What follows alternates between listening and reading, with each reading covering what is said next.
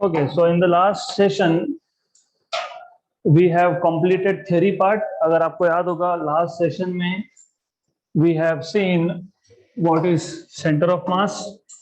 तो last lecture में हमारा center of mass, उसके बाद what is velocity of center of mass, velocity of center of mass, and then उसके बाद what is acceleration of center of mass. ये हमने सब लास्ट लेक्चर में कवर किया था. एडिशनली सिर्फ एक टॉपिक बाकी था, if you remember, centre of gravity. So as I told you, centre of gravity is a very small topic, और उस टॉपिक को मैंने जो लेक्चर लास्ट लेक्चर अपलोड किया है उसमें मैंने ऑलरेडी इसको ऐड कर दिया है. It is just half a page. Notes में भी मैंने इसको रखा है. So your job is to now go through centre of gravity. आपको खुद को करना है एक topic, half a page. Today we will be starting with numericals. Okay, तो example 4.9, mass of oxygen molecule is 5.35 into 10 power minus 26 kilogram. तो सबसे पहले हमारे पास ऑक्सीजन मॉलिक्यूल का हमको मास दिया है. मास of oxygen is 5.35 into 10 power minus 26 kilogram. And that of nitrogen molecule, nitrogen molecule का मास आपको दिया है 4.65 into 10 power minus 26 किलोग्राम.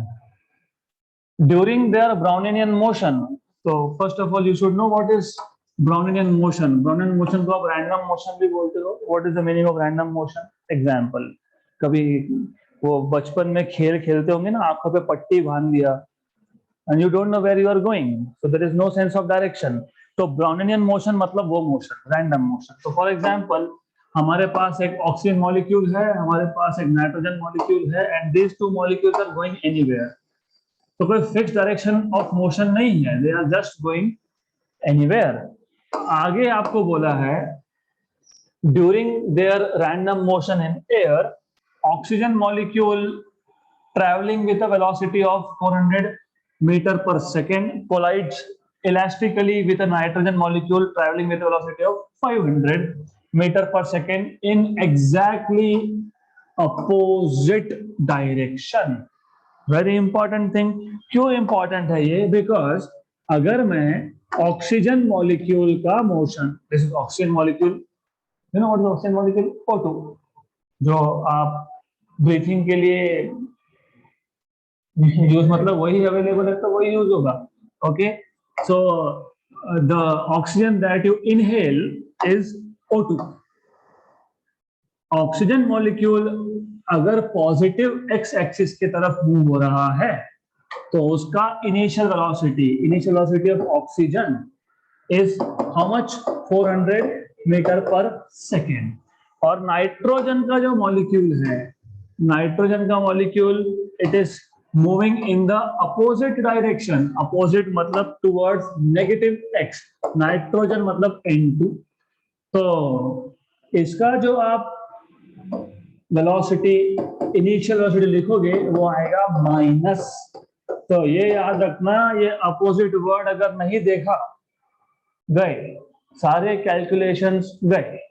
और एक क्वेश्चन बहुत बड़ा है, एक गलती मतलब you make error at one place, this error will propagate, जैसे हमने कल देखा था propagation of error.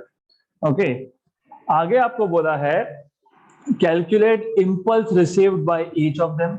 तो सबसे पहले ये given data, और आपको क्या फाइंड करना है? you are supposed to find out impulse received. do you remember, impulse को हम डिनोट करते हैं कैपिटल J से. तो impulse received by each of them, मतलब what is impulse received by oxygen? Number 2, what is impulse received by nitrogen? Number 3, आगे क्या बोला है आपको? Calculate the impulse received by each of them during collision, assuming the collision lasts for 1 millisecond. मतलब time of collision आपको दे दिया है 1 ms. 1 m मतलब मिली, 10 power minus 3 सेकेंड. इसका मतलब ऐसा है कि कोलिजन जब होता है तब दो molecules they come in contact. कितने टाइम तक कांटेक्ट में रहेंगे? 1 मिलीसेकेंड. और ऐसे एग्जाम्पल हमने देखे हैं cricket, when batsman hits a ball, तो बैट और बॉल के बीच में जो टाइम ऑफ कांटेक्ट होता है वो भी इतना छोटा होता है, अराउंड फ्यू, मतलब 10⁻⁻⁻² सेकेंड, राइट? गुड। एंड आगे आपको बोला है how much is the force, average force experience by each molecule. मतलब क्या होगा जब ये दोनों मॉलिक्यूल्स का कोलिजन होगा, when these two molecules will collide, तो ऑक्सीजन मॉलिक्यूल नाइट्रोजन पे फोर्स एक्सर्ट करेगा, force on nitrogen due to oxygen, और नाइट्रोजन मॉलिक्यूल ऑक्सीजन पे फोर्स एक्सर्ट करेगा, force on oxygen due to nitrogen. तो they are asking you to find force on oxygen due to nitrogen and force on nitrogen due to oxygen, right? क्योंकि action and reaction pair होगा, तो they are asking you to find out 4 quantities. तो एक बार question को वापस से समझ लेते हैं। क्वेश्चन में इन रियलिटी ज्यादा कुछ नहीं है। You have oxygen gas, you have nitrogen gas, और ऑक्सीजन और नाइट्रोजन के molecules they are moving randomly. तो जब रैंडम मोशन होता है तो दे विल अंडरगो कोलिजन।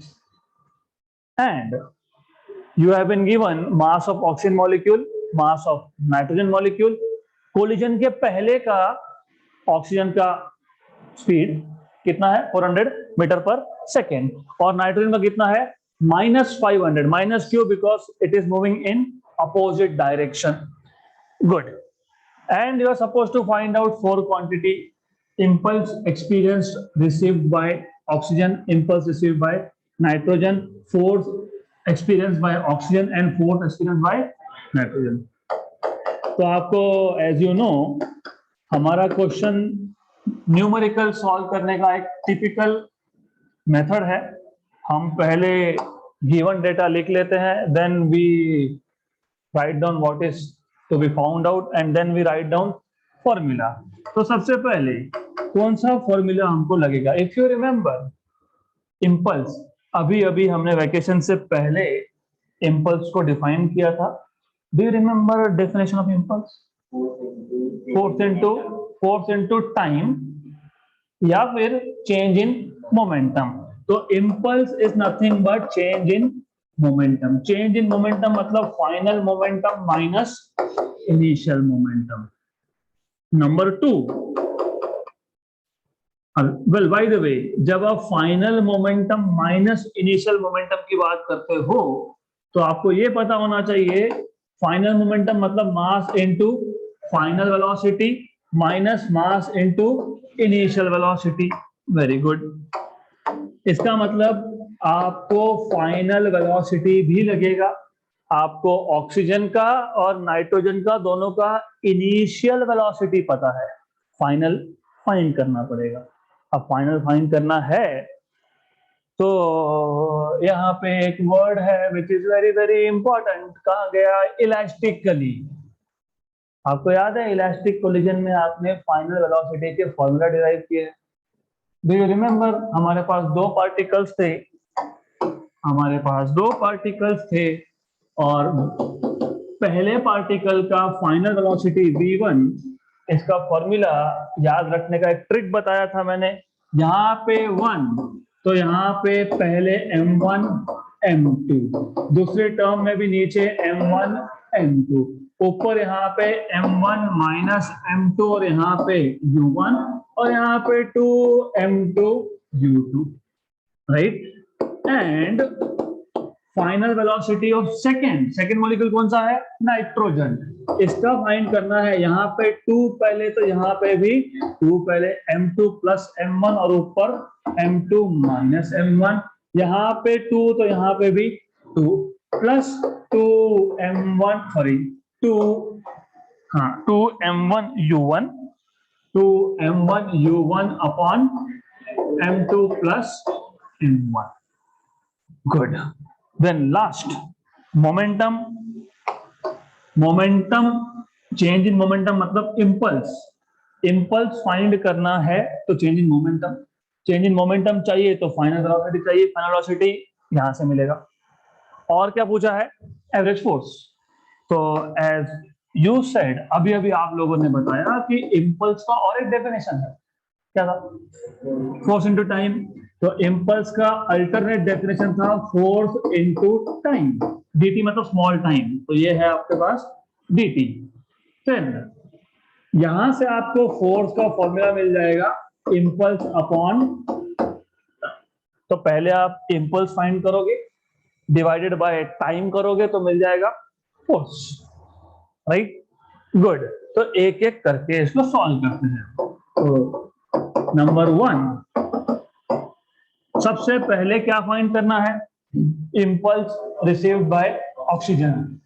तो impulse received by oxygen, impulse received by oxygen मतलब change in momentum of oxygen, मतलब फाइनल मोमेंटम ऑक्सीजन का माइनस इनिशियल मोमेंटम ऑक्सीजन का।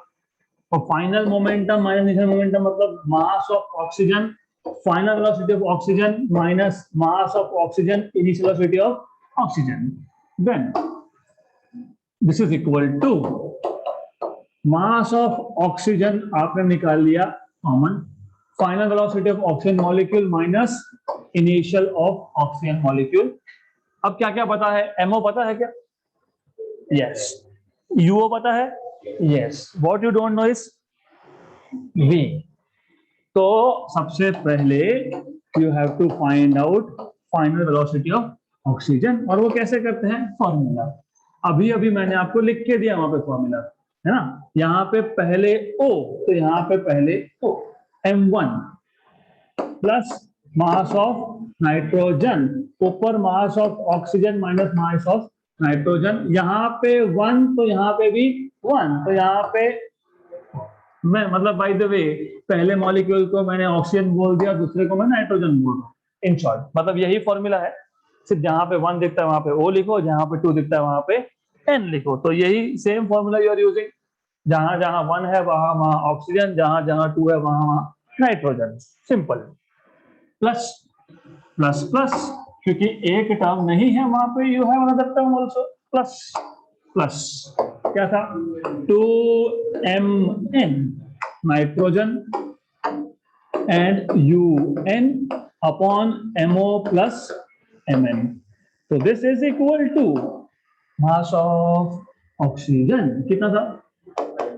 5.35 into 10 power minus 26 minus mass of nitrogen कितना था? 4.65 into 10 power minus, दोनों में 10 power minus 26 था, मैंने कॉमन निकाल के बाहर लिख दिया। गुड गुड, क्योंकि अदरवाइज अगर एक एक स्टेप लिखने बैठे तो क्वेश्चन एक लेक्चर में एक ही क्वेश्चन होगा, तो we don't want to do this.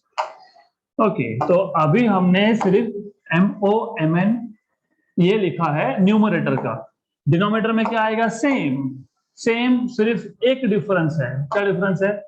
Plus. Very good, तो there is only one difference and that is here you will have plus, यहाँ पे प्लस आएगा। अब तो MO minus MN upon MO plus MN हो गया, क्या बचा? What is U? 400, 400 plus 2 times of Mn. What is Mn? 4.65 into 10 power minus 26. UN. What is UN? minus 500. गलती से भी प्लस लिखा तो गए, भूल जाना क्वेश्चन को। डन। एंड यहाँ पे MO प्लस MN है, यहाँ पे भी MO प्लस MN है, तो मेरा काम हो गया आसान। I will just copy and paste. Okay, तो what I will do is, दोनों टर्म में डिनोमिनेटर में सेम है, तो मैं इसको ऐसा यहाँ पे लिख देता हूं, हो गया। देन अब जो जो कैंसिल होता है कैंसिल करो, क्या क्या कैंसिल होता है? गया गया, यहाँ पे ये गया और ये गया। नाउ इंटरेस्टिंगली डिनोमिनेटर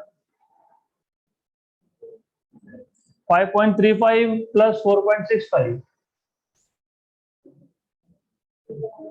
10, यहाँ पे आ गया 10 और ये था 400।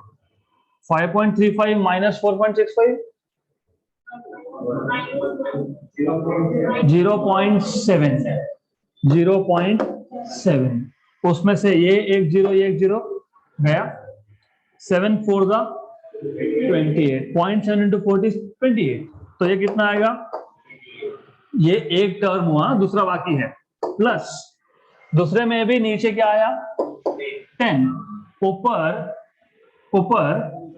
2 into 4.65 into -500, एक और एक गया, 50 into 2 कितना, 100 into 4.65 कितना 465, और ये नेगेटिव, तो अल्टीमेटली आपको मिलेगा 28 minus 465 which is -437 metre per second. This is final velocity of oxygen.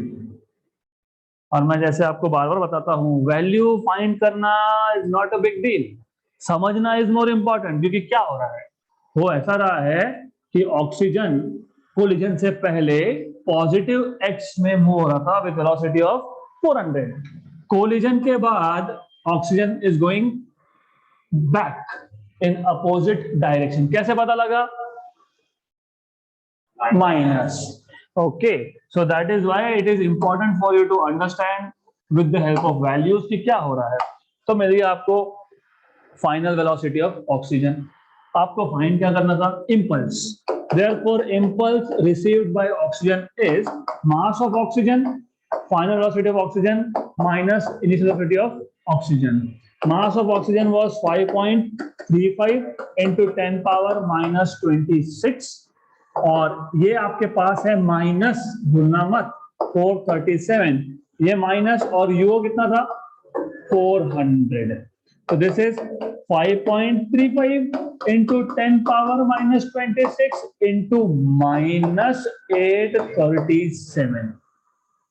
Good, अब इसको मल्टीप्लाई करो, जो मैंने ऑलरेडी करके रखा है, तो the value that you are getting is minus 4.478 into 10 power minus 23, ये आ गया आपका impulse received by oxygen unit,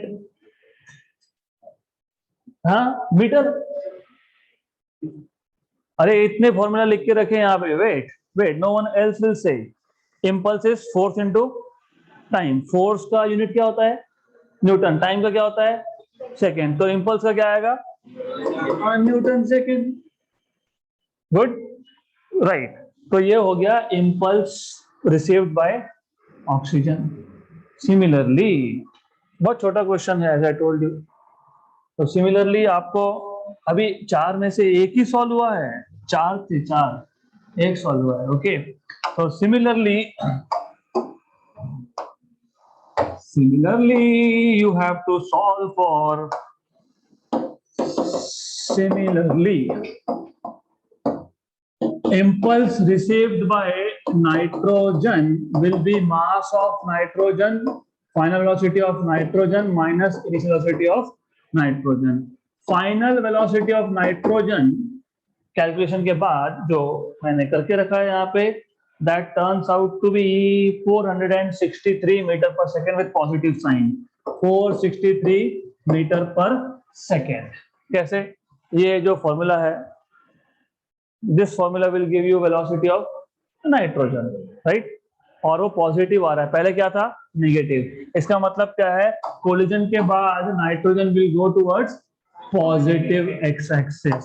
तो ये जो वैल्यू हमारे पास आई है, this one, this is DIY। you know what is DIY?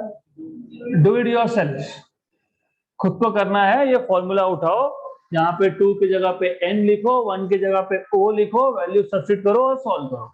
तो that is homework for you to calculate this. Okay, तो अब आपको फाइनल वैल्यू मिल गई, final velocity of nitrogen collision के बाद का। तो आपको इंपल्स मिल जाएगा, mass of nitrogen 4.65 into 10 power minus 26, final velocity is 463 minus of minus क्योंकि इनिशियल क्या था, -500 है ना, माइनस, और UN ऑलरेडी क्या था, माइनस. तो here you will have to put values. ये this is how much, 963 multiplied by 4.65. ये आपका इंटरेस्टिंगली यही आंसर आता है विद पॉजिटिव साइन.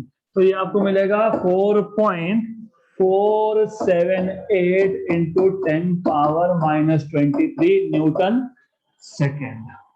तो ये आपको मिल गया इम्पल्स रिसीव्ड बाय नाइट्रोजन. अब number 3, average force. Average force कैसे फाइंड करोगे? Average force expressed by oxygen is by formula. क्या था formula? Impulse upon time. Force experience by oxygen is impulse received by oxygen upon time. So what is impulse of oxygen? -478 into 10⁻⁻23. और dt कितना था? 10⁻⁻3. ये ऊपर जाएगा तो +3. तो force is -4.478 into 10⁻⁻20 Newton. Minus का मतलब force on oxygen is in negative direction. Good. And अब आखिरी में हमको क्या फाइंड करना है? लास्ट में हमको फाइंड करना है force on nitrogen which is impulse on nitrogen upon dt. और ये आंसर सेम आएगा, सिर्फ ये आएगा प्लस 4.478 इंटू 10⁻⁻20 न्यूटन. तो ऐसा इस क्वेश्चन को सॉल्व करना है. बट वेट अ मिनट, सब करेक्ट है. आपको याद है हमने जब फोर्सेस की बात की थी तो हमने बोला था कि फोर्स सिंगल होते ही नहीं है, they are always in pairs, और वो हमेशा इक्वल एंड उसी. ये कंफर्म हो गया यहाँ से. Force on nitrogen due to oxygen is 4.47 into 10⁻⁻20. Force on oxygen due to nitrogen is minus, मतलब एक्शन रिएक्शन का जो हमने न्यूटन थर्ड लॉ ने बताया था हमको, to every action there is equal and opposite reaction. तो this values are telling you कि इट वाज करेक्ट. तो वेल, इस क्वेश्चन को सॉल्व कैसे करना है मैं और एक बार बता देता हूं. क्वेश्चन सिंपल है, एक्सट्रीमली सिंपल क्वेश्चन, थोड़ा लेंदी है. You have data, mass of oxygen, mass of nitrogen, initial velocity of oxygen, initial velocity of nitrogen, और आपको दिया है टाइम ऑफ कांटेक्ट. 5 पैरामीटर दिए हैं. आपको पूछा है impulse received by oxygen, impulse received by nitrogen, force experience by oxygen and force experience by nitrogen. तो इम्पल्स मतलब चेंज इन मोमेंटम. तो चेंज इन मोमेंटम का फॉर्मूला पता है, फाइनल मोमेंटम माइनस इनिशियल, तो mv माइनस u. प्रॉब्लम यह है कि v नहीं पता. अब v नहीं पता तो कोलिजन थियरी में हमने इलास्टिक कोलिजन सीखा था. इलास्टिक कोलिजन में हमने फाइनल वेलोसिटीज का एक्सप्रेशन डिराइव किया था, तो ये एक्सप्रेशंस पता होने चाहिए. Then just put values. पहला मॉलिक्यूल मतलब ऑक्सीजन, दूसरा मतलब nitrogen. Put values and solve, तो आपको फाइनल वेलोसिटी मिल जाएगा. फाइनल वेलोसिटी मिल गया तो just by substituting values of masses and final and initial velocity you can find out impulse. Impulse divided by time will give you force. Question is simple but little lengthy. So that's it. Okay, so before we start next question, अगले question पे जाने से पहले let us do a quick revision of center of mass, क्योंकि अगला question centre of मास से related है. तो सबसे पहले सेंटर ऑफ मास क्यों हमको डिफाइन करना पड़ा वो समझ लेते हैं. आपको याद होगा न्यूटन्स लॉज ऑफ मोशन. पहला law, every particle, not object, every particle if it is at rest it will remain at rest unless external unbalanced force acts on it.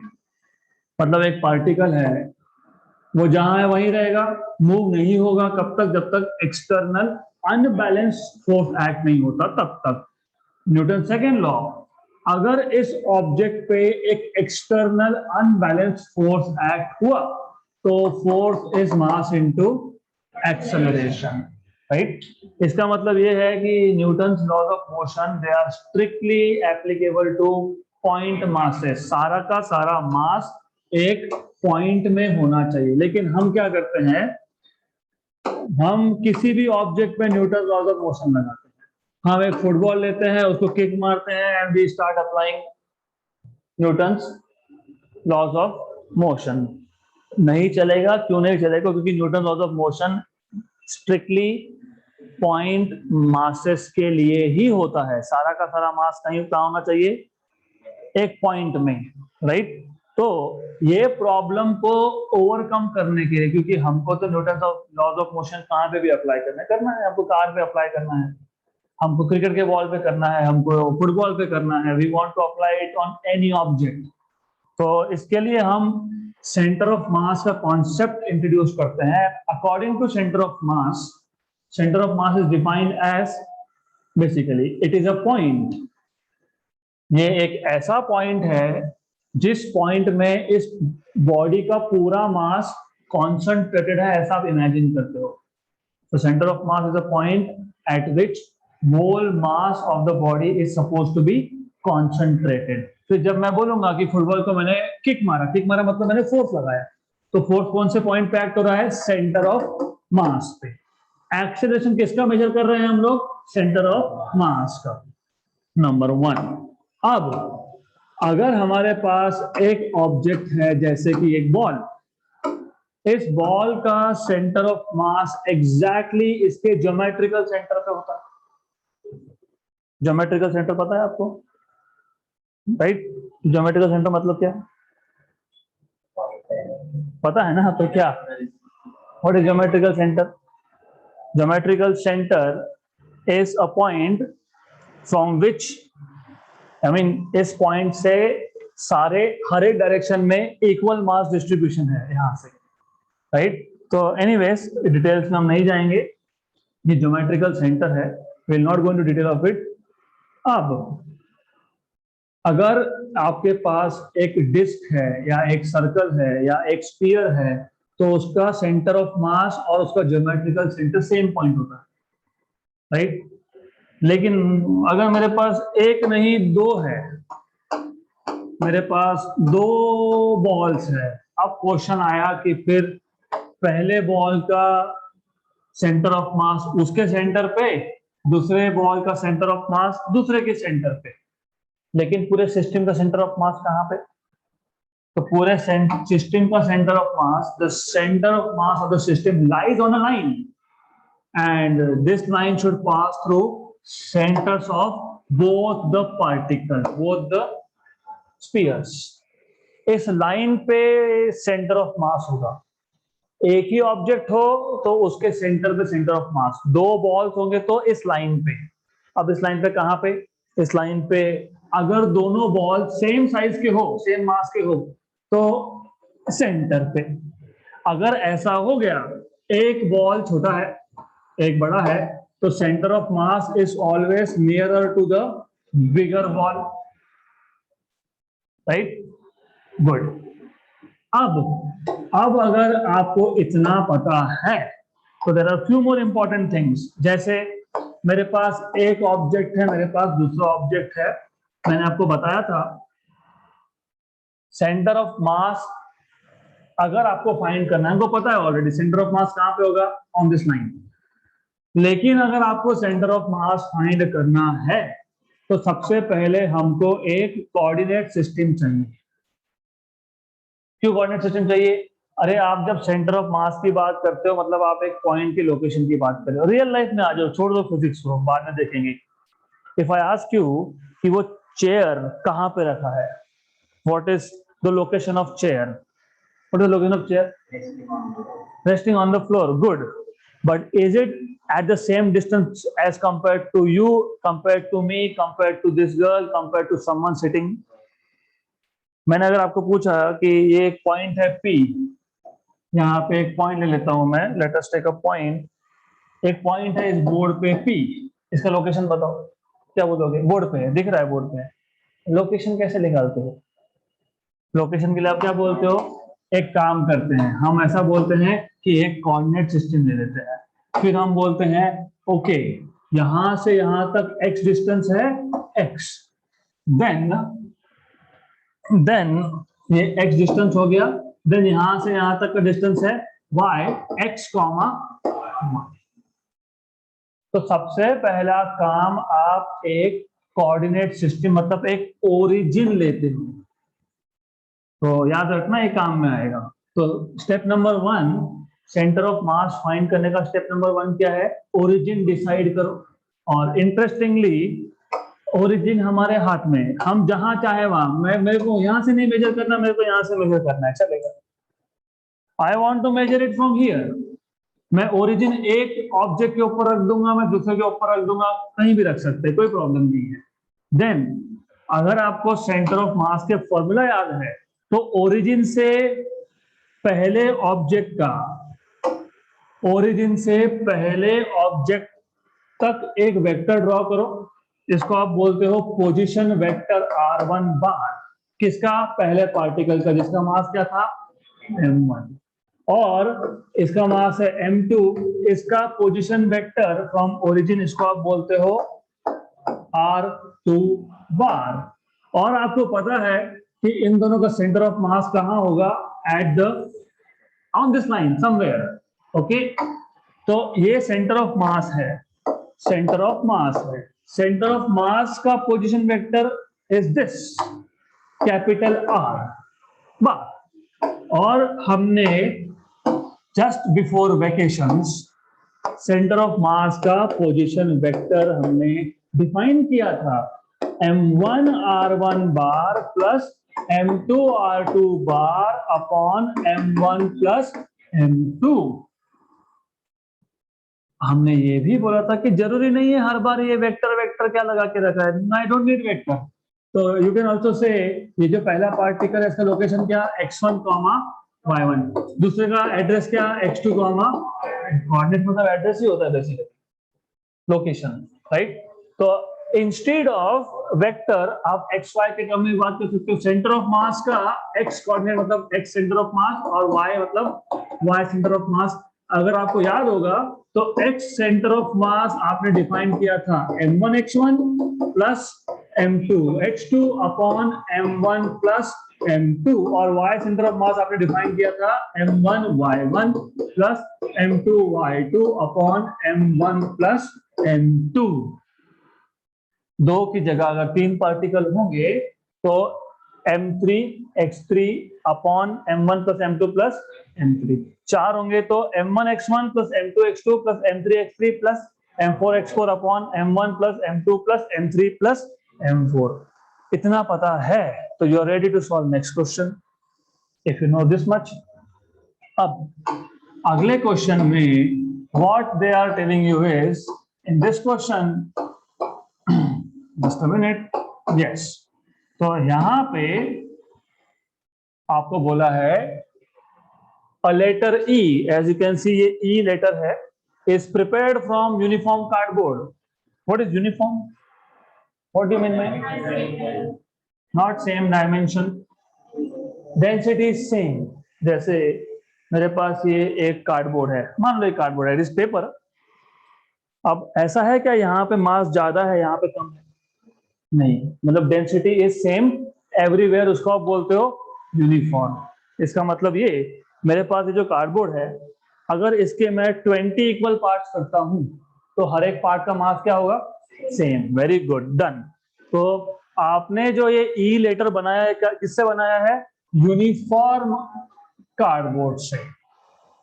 कितने पीसेस है इसके, 10। तो पॉइंट नंबर 1, हर एक piece का अगर area same हुआ तो मास भी होगा सेम। मतलब इसका मास m है, ये भी m है, ये भी m है, ये भी m m m, all are m m m m m।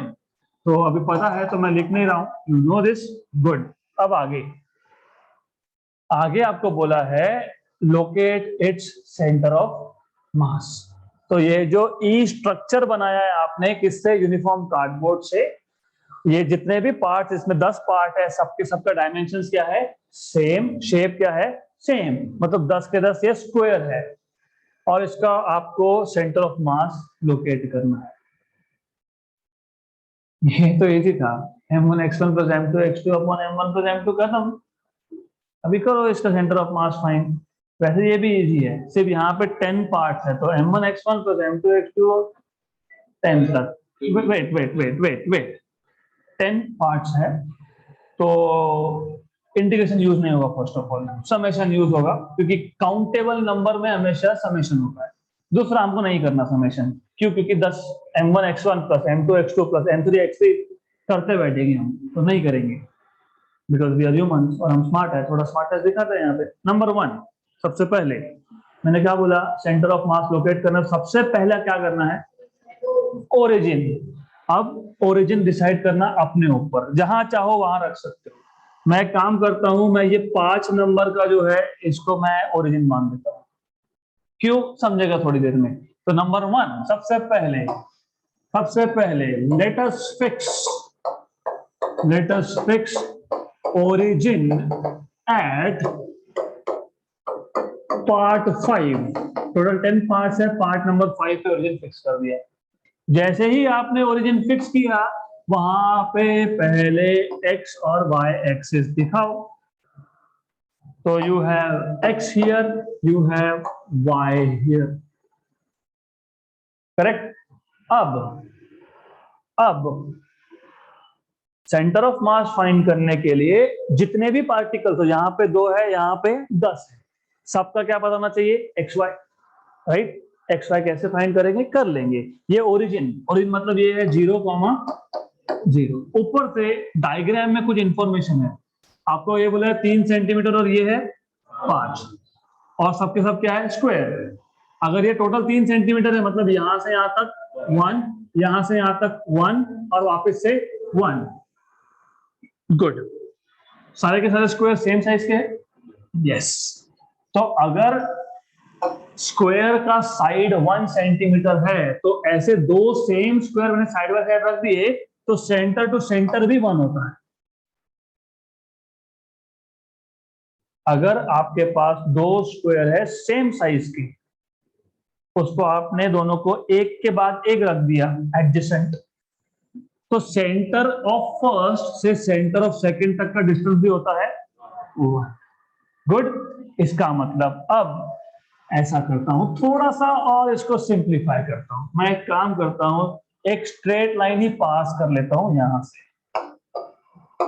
तो ये स्ट्रेट लाइन जहां जहां से जा रही है, वो सारे के सारे पॉइंट का एक्स कोऑर्डिनेट हो गया, सिंपल।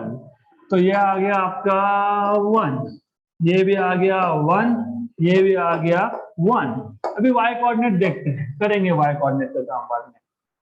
यहां तक क्लियर।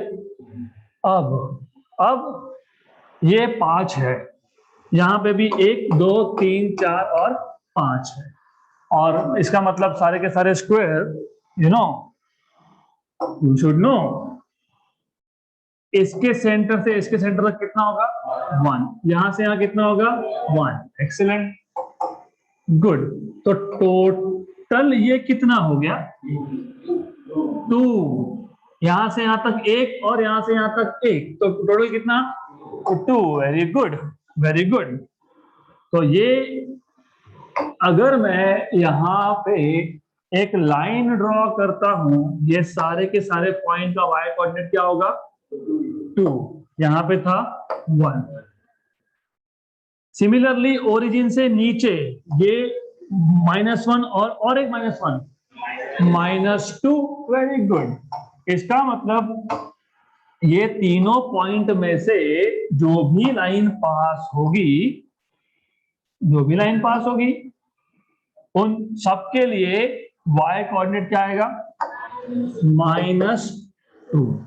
हो गया हमारा आधा काम। तो you have this is 1,2, this is 1,0, क्योंकि ये x एक्सिस है, x एक्सिस पे y की वैल्यू 0 होती है, x एक्सिस पे y की वैल्यू 0 होती है। Any point on the x axis y value is 0, और ये नीचे आएगा आपका -2, -1 यहां आएगा। x axis is positive, first और फोर्थ क्वाड्रेंट में x पॉजिटिव होता है, ओके। ये फर्स्ट और फोर्थ क्वाड्रेंट है, गुड, ठीक है, डन।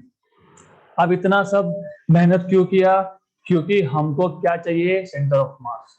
और हमको 10 के 10 एक साथ नहीं लेने, ले सकते हो, लेना चाहो तो ले सकते हो, but I don't really want you to do it. तो अभी क्या करेंगे?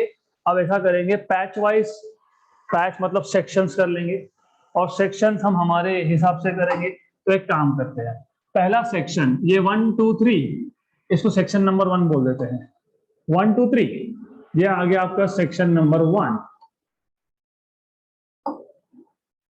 Okay, let us call this as section number 1। क्यों किया? मैंने अभी भी बताया आपको, सर्कल का सेंटर ऑफ मास कहाँ होता है? सेंटर पे। स्क्वायर का सेंटर ऑफ मास कहाँ पे होता है? सेंटर मतलब जहां पे दो डायगोनल इंटरसेक्ट होते हैं। रेक्टेंगल का कहाँ होता है? जहां पे दो डायगोनल इंटरसेक्ट होते हैं, मतलब ये एक डायगोनल और ये दूसरा डायगोनल कहाँ इंटरसेक्ट हो रहा है? 2 पे। और 2 के कोऑर्डिनेट्स आपको ऑलरेडी पता है, मतलब 1 2 और 3 इस सेक्शन का आपको मास भी पता है। 1 का मास कितना था? m। 2 का कितना था? m। इसका कितना है? m। m plus m plus m 3 बार कितना आ गया? और सेंटर ऑफ मास कहाँ पे है? 1,2। 1,2 नंबर पार्ट है, लेकिन कोऑर्डिनेट्स क्या है उसके? 1,2। मतलब सेक्शन नंबर 1 का आपको सेंटर ऑफ मास पता है, उसका मास भी पता है। सिमिलरली इसको बोलता हूं सेक्शन नंबर 2। सेक्शन नंबर 2 का मास कितना होगा? 3m। Very good. और उसका सेंटर ऑफ मास कहाँ आएगा? 1,-2। Very good, excellent. This is section number 2। और एक सेक्शन ले सकते हैं हम लोग, यहाँ पे एक और सेक्शन ले लेता हूं मैं। Let us take one section over here, right. तो ये एक सेक्शन ले लेते हैं हम लोग। m और m कितना मास? 3m। सेंटर ऑफ मास कहाँ पे? इसलिए मैंने बोला था कि ओरिजिन चॉइस करना इंपॉर्टेंट है, क्योंकि इन तीनों मास का सेंटर ओरिजिन खत्म। क्योंकि आप यहाँ पे x1 की जगह पे 0 लिख दोगे, हो गया, एक टर्म उड़ गई। बताता हूँ, कंप्लीट होना बाकी है। सो अब सेक्शन 1 हो गया, सेक्शन 2 हो गया, ये आपका सेक्शन नंबर 3 हो गया, और एक बेचारा अकेला रह गया, नंबर 6। ठीक है, उसको रखो जैसा है वैसा, कोई प्रॉब्लम नहीं है ना हो। तो हमने क्या किया? पहले ओरिजिन फिक्स किया कहां पे? पार्ट 5 पे। देन डिवाइड होल स्ट्रक्चर, पूरा जो स्ट्रक्चर है, इनटू 4 पार्ट्स। Into 4 parts. कौन कौन सा part? Section number 1। Section number 1 में क्या क्या है? 1 2 और 3। इसका सेंटर ऑफ मास कहां पे है? 1,2 पे। इसका टोटल मास कितना है? 3m। और सेक्शन नंबर 2, सेक्शन नंबर 2 में क्या क्या है आपके पास?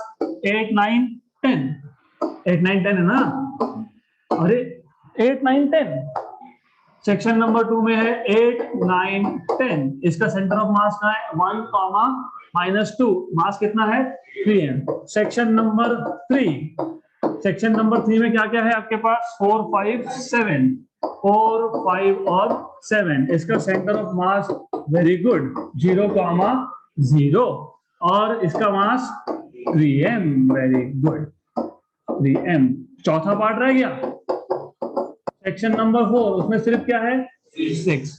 उसका सेंटर ऑफ मास कहां पे है? 10। Very good, excellent, 10। उसका मास कितना है? ओनली m, क्योंकि एक ही पार्ट है। तो जहां पे 10 लगने वाले थे ना, अभी देखो क्या हुआ। x1 y1, ये आ गया आपका x2 y2, ये आ गया x3 y3, और ये है x4। जहां पे 10 लगने वाले थे, अभी 4 लगे। मतलब इफेक्टिवली आप लोगों ने ऐसा किया, what you have done is, ये एक सेक्शन ले लिया, सेक्शन 1, फिर सेक्शन 2 एग्जैक्टली यहां पे आ गया। देन आपके पास और एक सेक्शन है, सेक्शन नंबर 3, जो मोर और लेस यहाँ पे है, और एक बेचारा जिसको कोई मिला नहीं, उसको आइसोलेट करके रखा है, वो यहाँ पे है आइसोलेटेड, तो आइसोलेटेड है, वो है यहाँ पे। तो this is what you are doing. इसका सेंटर ऑफ मास आपको पता है, इसका मास पता है, इसका सेंटर ऑफ मास पता है, मास पता है, इसका भी आपको सब पता है, and also you know this. तो अब according to definition of center of mass, x coordinate of center of mass will be m1 x1 plus m2 x2 plus m3 x3 plus m4 x4 upon m1 plus m2 plus m3 plus m4। m1 कितना था? 3m, ये 3m था if you remember, और ये था 1,2, ये था 3m, ये था 1,-2, राइट। तो 3m x1 कितना है? 1, m2 कितना है? 3m, और x2 कितना है? 1, माइनस नहीं, ये y है 1। x की बात चल रही है, y की नहीं, ओनली x, y बाद में देखेंगे। प्लस m3, 3m, यह तो सोचना ही नहीं है, 0। m4, m, वेरी गुड, और इसका x4 1 अपॉन टोटल तो 10 पार्ट 10m होगा ना, 3 3 3 and 1 10, तो टोटल इज 10m। ऊपर देखो, 3 + 3 6 + 0 + 1 7m by 10m, तो ये आ गया 0.7। तो आपको सेंटर ऑफ मास का x कोऑर्डिनेट मिल गया, विच इज। अब y कोऑर्डिनेट देख लेते हैं। y coordinate is nothing but similarly m1 y1 plus m2 y2 plus m3 y3 plus m4 y4 upon m1 plus m2 plus m3 plus m4। m1 is 3m, y1 is 2, m2 is 3m minus 2, very good. ये और ये m3 is, पर ये है 0, और m4 is m, y4 is 0। Denominator में कुछ भी हो, न्यूमरेटर में 0, तो सेंटर ऑफ मास का y कोऑर्डिनेट कहां पे है?